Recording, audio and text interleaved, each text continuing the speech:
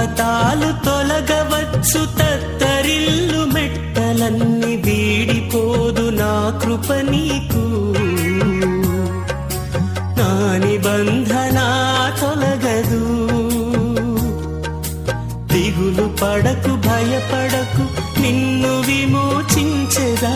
నీదు భారమంత మోసి నాదు శాంతి నొసగెదా అని చెప్పి వాగ్దానం చేసిన యేసయ్యా. తల్లిలా లాలించును, తండ్రిలా ప్రేమించును. తల్లిలా లాలించును, తండ్రిలా ప్రేమించును. ముదిమి వచ్చు వరకు ఎత్తుకొని ముద్దాడును, సంక పెట్టుకొని కాపాడును యేసయ్యా.